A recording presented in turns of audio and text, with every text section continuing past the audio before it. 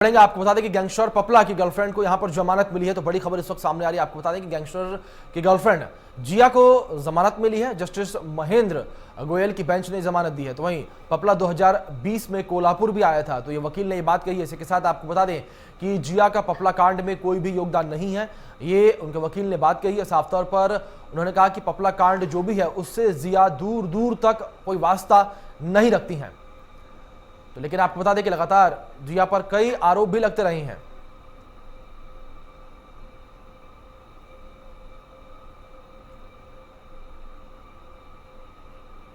तो आपको बता दें कि लगातार जिया पर कई आरोप भी लगते रहे हैं। जिया पर कई बार आरोप लगा है कि पापला को भगाने में, फरार कराने में जिया का कई बार हाथ रहा है। इसी के साथ साथ पापला का गलत आधार कार्ड बनवाने का आरोप जो है वो भी जिया पर कई बार लगा है। तो लेकिन यहां पर एक कह सकते हैं कि जिया को राहत मिली है।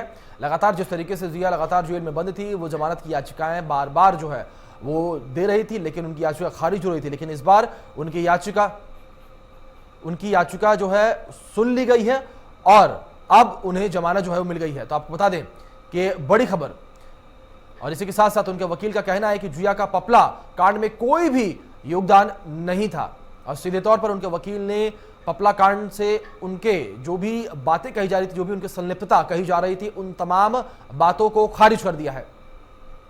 तो वहीं इसी बीच हमारे सहयोगी ध्वज आर्य हमारे साथ जुड़ गए हैं। इस खबर पर अधिक जानकारी के साथ सीधे उनका रुख कर लेते हैं। ध्वज, एक बार फिर से आपके पास जानना चाहेंगे जिस तरीके से यहाँ पर पपला कांड में जिया को अब जमानत मिल गई है और सीधे तौर पर उनके वकील ने यह बात भी कही है कि पपला कांड में उनका कोई भी योगदान नहीं है, उनके योगदान की बात को खारिज कर दिया है।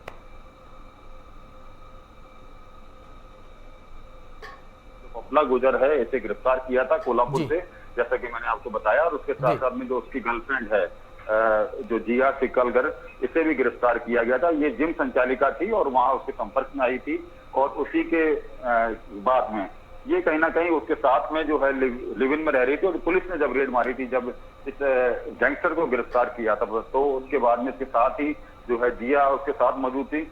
तो इसके लेकर कहीं ना कहीं पुलिस का ये मानना है कि जिया ने उसे पनाह दी है और कहीं ना कहीं उसे सहयोग किया उसके फरारी काटने में।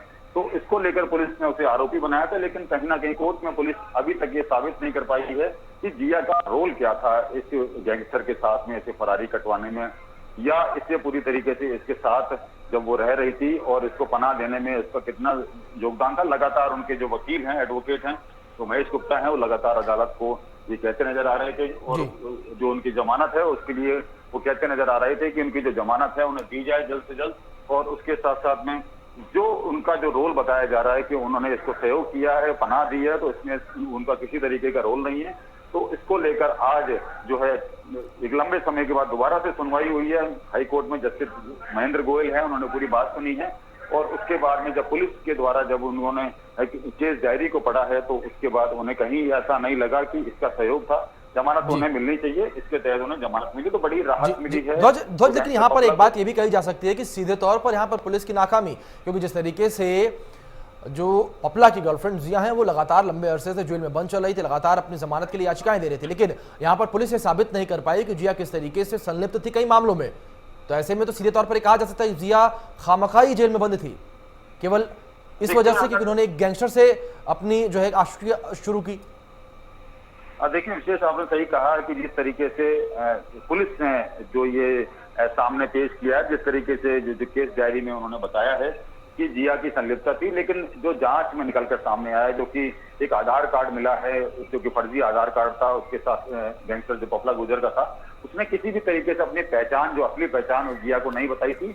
और जिया जो कि एक इनोसेंट गर्ल के रूप में जो है कोर्ट ने अब माना है कि ये इनोसेंट थी और इसका कोई भी रोल नहीं था किसी तरीके से। उनके वकील ने जो दलीलें दी तो उसको जस्टिस जो महेंद्र गोयल हैं उन्होंने पूरी तरीके से इसको माना है और उसके बाद में उन्होंने जमानत दी है। क्योंकि जिस तरीके से ये फरारी काट रहा था, इसने बताया नहीं था, अपनी पहचान नहीं छुपाई थी। और जो पुलिस ने पूछताछ की है जिया से और जो उनके एडवोकेट ने जो उनके बयान जो कोर्ट में जो दिए हैं, उसमें साफ तौर पर यह लिखा हुआ है कि उन्हें जी ध्वज, बहुत बहुत शुक्रिया आपका हमारे साथ जुड़ने के लिए, उन तमाम जानकारियों को हम तक पहुंचाने के लिए।